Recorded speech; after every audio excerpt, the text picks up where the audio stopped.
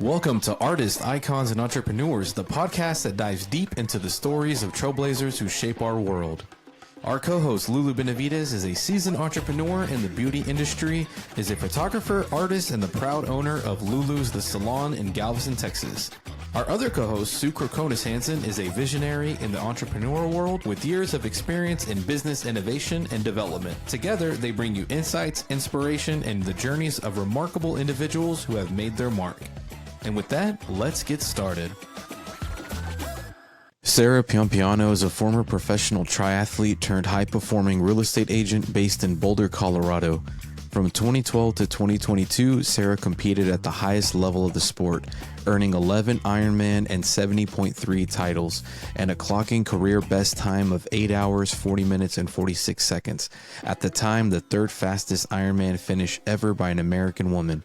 She also placed 7th overall and 2nd American female at the Ironman World Championships in 2015 and 2016. Before triathlon, Sarah worked on Wall Street as Vice President of Mergers and Acquisitions at HSBC Securities, helping U.S. consumer brands expand into global markets like Brazil, Mexico, and China. But it was her passion for endurance sports that ultimately led her to pursue triathlon full-time and build a career around health, performance, and personal growth. After retiring from sport in 2022, Sarah pivoted into real estate and quickly found her stride. She's now ranked among the top 5 agents at 8Z Real Estate, a company of nearly 200 agents, and continues to bring her competitive drive and attention to detail to every transaction. Sarah holds a master's degree in exercise science, and today she also juggles family life with her husband Michael, their 4-year-old son Harrison, and their Labradoodle Wrangley. Outside of work, she's deeply connected to sport, running, biking, golfing, and chasing new challenges. Please welcome to the podcast a woman who has mastered the art of reinvention and performance, Sarah Pianpiano. Welcome. Today, I'm just so excited to have Sarah Pianpiano. Pianpiano to our show, to Artists, Icons, and Entrepreneurs. Sarah has a wonderful story, and she's going to explain to you the journey that she has gone from being a high corporate person to a triathlon to today. She's in real estate and also a mother and a wife. So, Sarah, welcome. Thank you. I have to I'm so happy to be here, first of all, but I also have to say how Lulu and I are connected.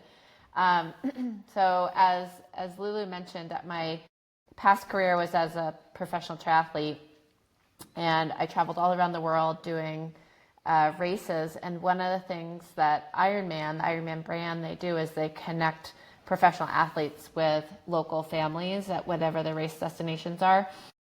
And they do homestays. And so I was racing in Galveston, Texas. And I got placed with Lulu and her family, Frank Burgers. Frank Burgers. Yeah. And I stayed with you, I think, twice or maybe 3 times, right? 3 times, yeah, I think. over a couple of years. And they were just the best homestay. And Lulu and I have stayed connected over the years. And actually, I don't even think you remember this, Lulu, but the first time I stayed with you, you brought me into your salon and you gave me a hairbrush because I had this terrible hairbrush. And I kid you not, it just hit the trash 2 weeks ago. I love that hairbrush. I was so sad when it died. Was it a wet brush? I don't think so. It was like a big paddle brush, but I just love that thing. And anyway, I was really, really upset when it hit the hay. Yeah. Oh, God. But anyway, thank you for having me. It's so nice to be here. And that's my background with Lulu. Well, Sarah, I don't know you well. I know of the information that Lulu has, told me about you and when I read your bio, but I am just fascinated. You went from being a very high-powered, corporate, fast-paced lifestyle involved in, acquisitions and mergers, and you decided you wanted to really make a life change and become a professional triathlon and extremely successful in doing that. And then now you're in real estate. So, I always like to find out from people, what really drew you to make these life changes? Because I feel like a lot of people, myself included, are really fearful of change. Yeah. And you made some really dramatic changes in your life. Yeah. I would say a couple things. I mean, I think just generally with like my career choices, I like things that have a really high chance of failure. It's kind of weird. Maybe, I don't know, maybe I need to see a therapist about that. I don't know. But I like things that are really challenging that most people wouldn't do.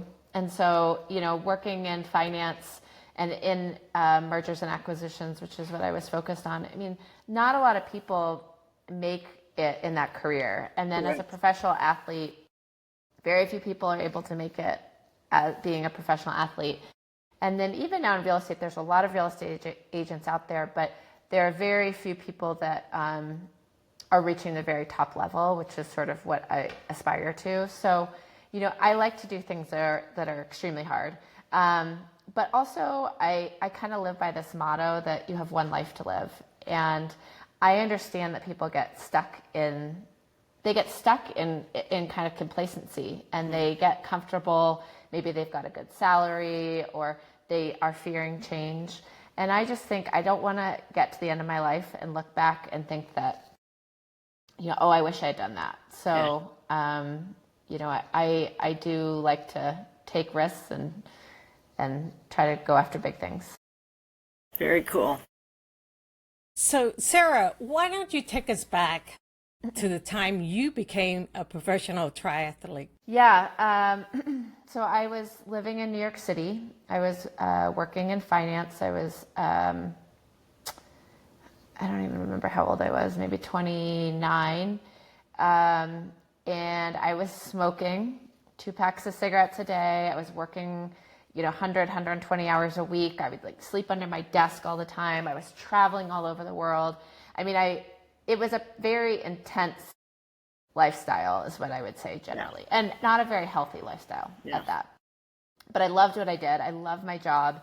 I would get home at 4:00 in the morning from work and sleep with my, at the time, BlackBerry on my chest. And, I just, for a 20-something-year-old, I felt like I was living the life. I loved it. And I was out one night at a bar with a friend, and kind of on a bet, we ended up deciding to go and do a triathlon together. And so I went and I did this triathlon, and I didn't train for it at all. I think I literally smoked a cigarette on my way to the race. I was not going there to be competitive, but I ended up doing it and just totally fell in love with it. And I had been a nationally ranked runner growing up. And so I did have a background in competitive sports. It wasn't like I didn't have, I had never done anything athletic before, but I just totally loved it. And I quit smoking on the spot. I went home, I bought a bike, I kind of started training where I could.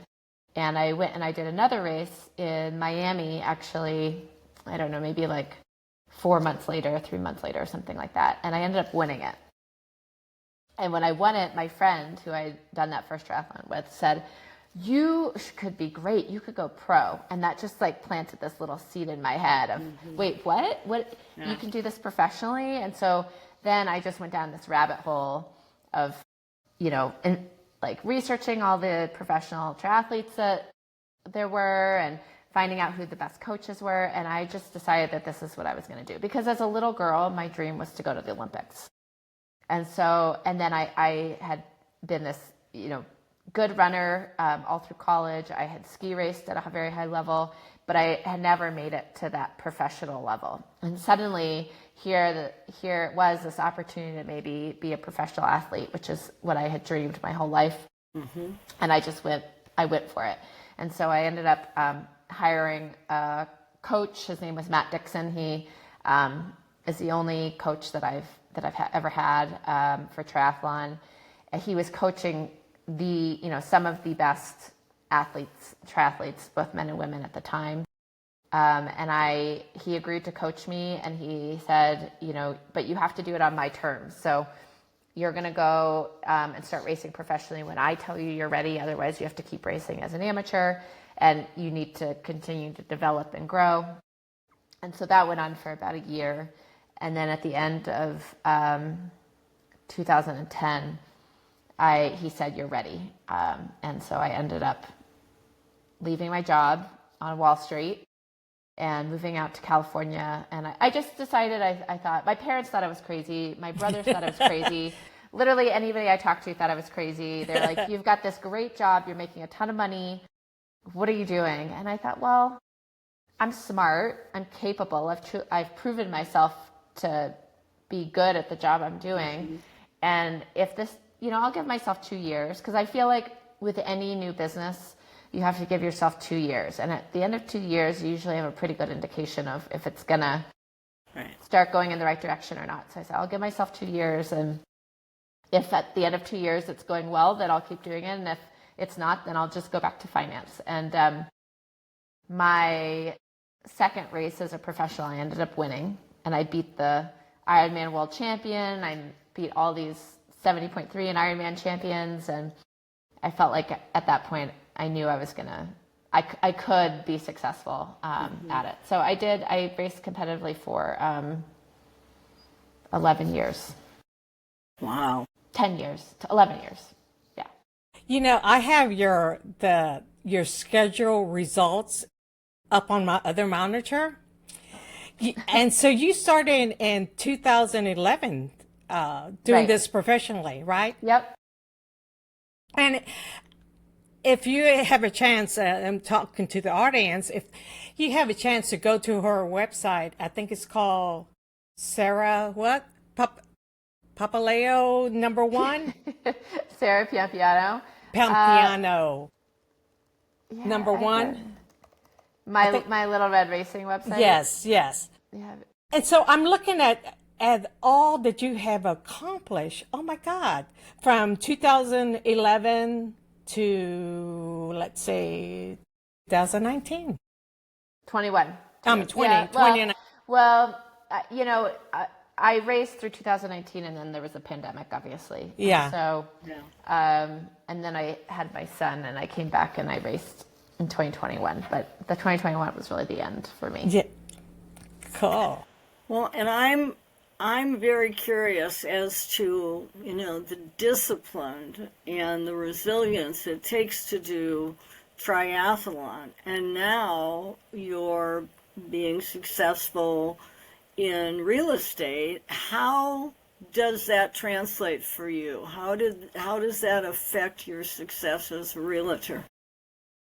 Yeah, so I think that whether it was working in finance or certainly being a triathlete to now being a realtor,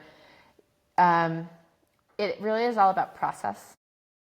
And I think people have these end results in mind, the thing that they want to achieve, what their goal is. And I do too. Like, I set very big goals for myself. But what allows you to achieve those goals is the process that you undertake to do that. And so when I was racing, my coach would always say to me, you have to love the process. You have to love the process. And you have to focus on the process. And if you just focus on the process, the results will come. You have to trust the process, and then the results will come. And so it's really not focusing on what that result is, and more doing all those little small day-to-day tasks that you need to do. And so when I was racing, it was, am I on my, sticking to my nutrition plan? Am I keeping my weight where it needs to be? Am I doing my PT? Am I getting massages 3 times a week? Am I going and seeing the chiropractor? Am I doing my strength? Am I doing my mobility? Like, it's all the little, am I getting enough sleep? Am I drinking enough water? It's all the little things that are part of that process to get you to the big results. And in real estate, it's honestly the same thing. It's, am I reaching out to my warm clients? Am I staying on top of the people that I'm doing business with? Am I writing notes? Am I joining doing social outings? Am I, like I have all these little things that are part of the process that help with, am I doing my continuing education? All these things that help with the process of becoming a really excellent realtor. And I think for a lot of people, most people actually, I'd say, they just wing it. They don't have a plan. Or maybe they have their big goal, but they just don't break it down into all the little things they need to do and kind of set up these small little steps. And I think one of the things I do a really good job of is setting up all the small little steps that I need to do. I always feel like you've got to love the grind. You've got to love the grind, because it's 99% grind to get to that 1% of. You have to love what you're doing. You do. And that's exactly right. You have to love the grind, because to be the best at whatever it is you're doing, whether you work in the beauty industry, or you work in finance, or you work in real estate, or you're an athlete, to be the best, you have to love the process. Because if you don't love the process, then you're miserable. And I think that there's like an energy that comes with that. And when you love it, 2019 was my best year racing. And that was the year I loved the most. We totally changed up my training. I completely fell back in love with the process, because I had sort of fallen out of it a little bit. And I just was having fun. And I think when you're having fun and loving it, and it doesn't mean it's going to be fun every day, right, at every point in time, but like if you're actually loving what you're doing, then the grind doesn't seem so bad. Like if you are grinding, but it's kind of fun at the same time. Right. Yeah. So Sarah, now that you've left your big corporate job, you are a successful triathlete, you are a successful realtor. Now you're a mother of a 4-year-old and a wife. Can you tell the audience, how do you balance all that? Well, Lulu, I feel like you're a pro at this. Oh wow, I don't know if I'm pro. How many kids do you have? 4. Oh my God. 4. I mean, I have 4 one, daughters. and I'm just like, how do people do it? How do people do it? It made me appreciate my parents so much more once I became a parent myself. I'm sure that's the case for everybody. You definitely take for granted, all the things that your parents do for you. But it's been really hard for me. It's been a big transition, I will say, because I've always been, I'm a very driven person. I expect high performance of myself. And, pre-Harrison, pre-kid, pre-son, I could give 120% of myself to whatever it is I was doing. So if it was banking, it was okay that I worked 120-hour weeks and slept under my desk. If it was triathlon, it was okay that I was completely consumed by that. But when you have a kid, suddenly, your priority is on your children, but then I'm still expecting high performance of myself in my career, but I can't give 120% to my career. And so, and that was really stressful for me, just trying to learn how that would work. There was a big period of time, I would say a couple years at least, of transition for me where I really struggled, where I felt like, oh my gosh, I'm a terrible mother. And then also I'm not doing all the things I need to do to build my real estate business. And I just I was really hard on myself, feeling like I was kind of failing on all levels, because I wasn't giving 100% to my kid, and I wasn't giving 100% to my job, and I wasn't giving 100% to my husband. And I just, I was like, I'm terrible at this. But then you learn how to balance it. And so, in my family, in the mornings from 6:45 until 8 o'clock when I drop my son off, that is my time with my son. And then for both my husband and I, from 5 o'clock or 5:15 until when my son goes to bed at 8 o'clock, we have no phones. That is dedicated time to our family. But I also, get up at 4:30 in the morning and do work before my son gets up. And then when he goes to bed at 8 o'clock, I work until 10 o'clock or midnight. Midnight's pretty late, but I get the work done. I make sure I get my work done. you have to learn how to kind of rebalance it, and then also set boundaries. I think that was the other thing, is that, I have this, being in a service industry, I want to be available to my clients now all the time. And that's how I was when I worked in M&A. That's how I was in triathlon. Like I was on all the time. I was always available. Like I just wanted to be on. And now I've had to set boundaries, and I still struggle with that, to be honest. But I tell my clients between 5 and 8, if it's something that's super important, then I will answer the phone or I'll do it. But typically between 5 and 8, like that's my time with my family. And then I also, I strive to take Sundays off. I would say it works about 50% of the time, but I try to take Sundays off and have that be dedicated family time, because I work pretty much every Saturday. Yeah. I identify in a lot of ways with you, because I spent 17 years every week going from Dubuque, Iowa to New York. And from the time I got on that plane until I came home on Friday night, they were, I fell asleep at my desk. Get the hotel room, fall asleep with your clothes on, the 3 hours to get up, and then to come back. So I'm listening to you to go, I know the pace in New York and acquisitions and mergers, then to go into triathlon, and then now to be a mother and wife, and trying to, build your own business in real estate. And I'm just kind of curious as how you see all of that experience shaping who you are today, or how that's helping you to get where you want to go. Yeah, well, I definitely think being a mother has actually been a pretty good thing, because I love the grind. Like, if I did not have a child, I would literally probably be working, all day, every day, type of thing. Like, I don't do a good job of taking a step back and taking a break. And so obviously having a child, and particularly a 4-year-old, is work. There's work associated with that.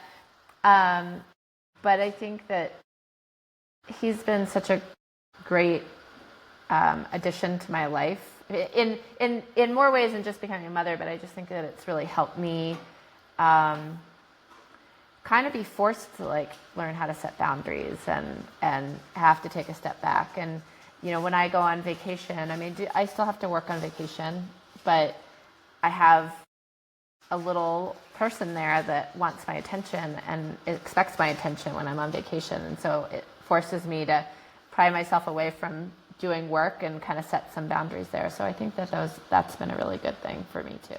Sarah, going back to being an athlete or being whatever you're doing, whether it's working, whether it's being an athlete, and whether it's being a realtor, it's all about the grind. It's all about, setting a purpose. You have a purpose. Right now you have a purpose with your little one. You set boundaries. You do all these wonderful things. But as an athlete, can you tell the audience what the struggle from being an athlete to retirement? How was it for you? Then the next chapter, you went to real estate, and then in becoming a realtor, you also became a mother and a wife. So can you tell the audience that transition you made, and what the next chapters in your life is going to be? Yeah, it's a good question. Because I had this background in finance, I never worried about retiring from triathlon, because there are a lot of athletes who that's all they've ever known. They didn't have a job out of college, or they immediately became a professional athlete out of college. Versus I had, I don't know what it was, 7 years of work experience before I transitioned into doing triathlon. And so I never thought that it would be that challenging for me. But it was challenging for a number of different reasons. I think as an athlete, there's a body transition that takes place. when you're working out 40 hours a week, 6 to 8 hours a day, your body is just in really incredible shape. And there's a transition that happens there. I honestly think there's like actually a big hormonal shift that takes place, because you're going from, again, training so many hours a day to not, and your hormones just change. So there's sort of that. And I really, I realized that I really did identify as an elite athlete. And I needed to not identify as an elite athlete anymore. I needed to identify as a mom and a realtor and a wife. And it was hard for me. It was a lot harder for me than I expected. And so, and I was a new mom. So there was just all this stuff sort of combined that made it a pretty challenging couple of years for me overall. But, the one thing I kept just telling myself is like, it's just like trying to start a business, right? Like I just told myself, you just have to keep going. You just have to keep going. Like you just keep doing all the things that you're doing. It will work out. We also had moved from San Francisco to Boulder. So we were in a brand new community, and, we didn't have a lot of friends when we moved there. So it was like trying to rebuild a community, figuring out how to be a mom, starting a business, transitioning away from triathlon, and so trying to kind of find my new identity. And I just said, just kind of stick to your process. Like you just have to keep going. It will get better. It will get better. And it did, but it took a couple years. And my husband and I were just saying at the beginning of this year, we've been in Boulder now 3 years, and we said, it's like this huge weight off our shoulders. Like we finally feel like we're starting to find our people, like we have developed relationships with people. And that's a huge weight when you're not having to kind of put it in like such huge emotional energy to try to connect with people. So I don't know. It was a hard transition. But I am somebody that always believes that things will turn out the way that they're supposed to turn out. I always believe that, people either have this victim mentality or not. And I don't take a victim mentality. I take or a glass half full versus glass half empty. And I am somebody that always believes that it's going to turn out okay. But you have to work for it. Mm-hmm. And sometimes it's going to suck while you're working for it, but you have to work for it. And this was the same thing. It was like, whether it was my personal life or professional life, trying to build my real estate business, it sucked for a while, but you just have to stick to your process and trust your process and keep going, and then eventually things will start working out. And so, this year, our friendships are blossoming. My business has gone gangbusters. I'm the number either 3 or 4 realtor in my company right now. I've done essentially 2 times, it's August, and I've already done 2 times the volume that I did for all of last year. So like things are going really well. My relationship with my son's great. My husband and I are like going out on dates, like there's just all these things but we all have to, like, in the face of transition, there's always going to be like these low moments, and you just have to like keep working it, and you'll come out of it. I have a question that's totally out of left field, but I've recently become a great grandmother, and Wow. I actually have had 3 children within our family now. And I look at 3 very different scenarios with the mothers and the children. And postpartum is something that we really talk about now. For years, it was just like, suck it up and do it. But now it's a real thing that women talk about and deal with, and is part of that birthing process. I'm just kind of curious as to your experience with that, becoming a mother, and if being a professional athlete and being in the incredible shape that you were in to do triathlons, made it easier or harder for you? From a postpartum perspective? Yeah, and just the whole process of being pregnant and, giving birth and after birth and the emotions of dealing with, Yeah, I don't think that being an athlete has an impact on, either the pregnancy process or postpartum. And the reason I say that is my close friend and I, she's also a professional triathlete, she still is. She and I were pregnant at exactly the same time. Our children were born 2 weeks apart. So literally we got pregnant essentially at the same time. And our pregnancy experiences were completely different. So I was a little nauseous the first trimester, but after that I was, great. I never really had any issues. I ran and I rode my bike literally up until the day before I gave birth.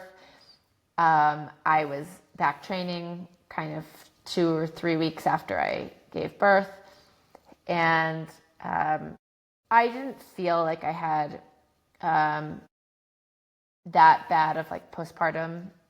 I don't think I had postpartum depression. Although now looking back, I question a little bit because I do think when I transitioned, like I stopped breastfeeding, I stopped training, like all these things, I feel like I had such a hormonal shift at that point, but that was like a year later, that I do feel like there was maybe a little bit of like postpartum depression then. Yeah. But my friend, her name's Chelsea Sodaro, she threw up every single day during her pregnancy.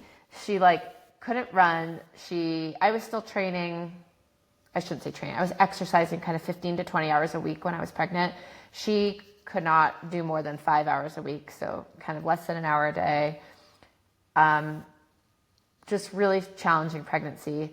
She suffered from debilitating postpartum depression and anxiety, to the point that she didn't want to leave her house. I mean, it was really, and she's spoken out about it. And it took her a little bit longer to come back, but then I retired and she kept going, and she came back and won the world championships with an 18-month-old. So she's really incredible. Yeah, totally. So I don't think that being an athlete, I don't really think that it has an impact on things. Just simply because of that, pure case study, she and I were pregnant at the same time, and our experiences could not have been more different. Yeah. Well, thank you for sharing that, because I think that's something a lot of people, women especially, are like, what would the difference be, Yeah. And, I've seen some professional athletes who have really, there's one woman right now she's a professional triathlete, and she's over a year postpartum, and she still hasn't come back to race.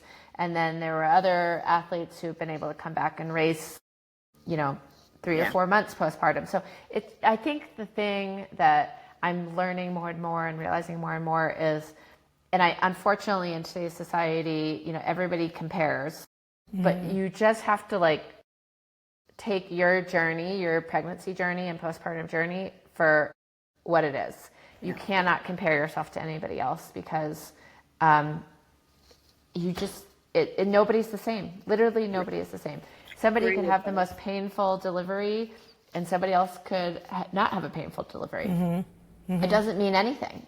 Right? It doesn't matter if you're in shape or not in shape. It's the way our bodies are. It's what our body chemistry is.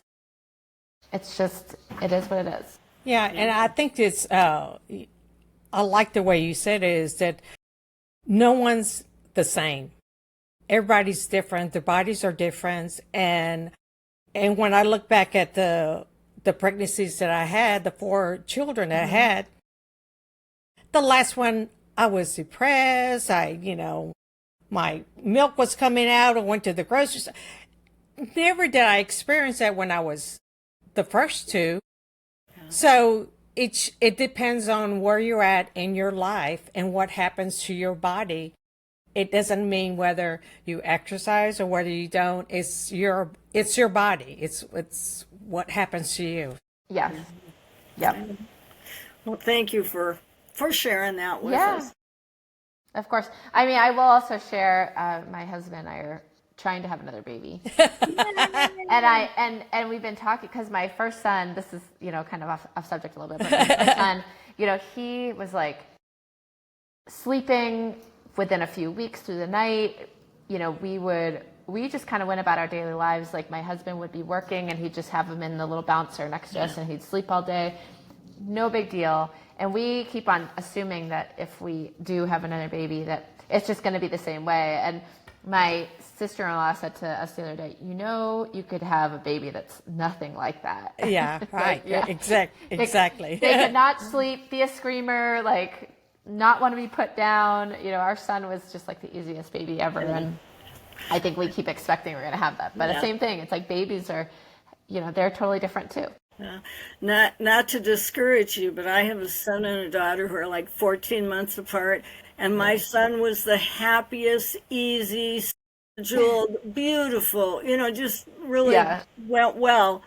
And then my daughter came along, and seriously, she did not sleep all night till she was 13. I mean, it was, I know. I don't know what I'm setting myself up for. But the good news is you have a boy and a girl, and they're wonderful people, and I love them, and I wouldn't change a thing. But yeah, you kind of can't think like that they're going to be similar because they are all their own personalities. So, they are. But Definitely. Good luck to you. Keep us posted on that. Yeah, definitely. And her little one looks exactly like her, with that blonde hair. Yeah, it's very blonde hair. He's got very thick hair too. And curly. It is curly. Do you want to do the rapid questions? Well, I would like to do that. We play this little game, and our audience seems to like it, where we ask 5 questions. And it's just maybe to get a little bit better view of the person's lifestyle or whatever. So I'll ask you a question, and then just, whatever comes to the top of your mind. Are you willing to play our little game? Sure. Bring it on. So this is an easy one. Coffee or tea to start your day? Definitely tea. I do not drink any caffeine, believe it or not. So not just tea, but herbal tea. Okay, there we go.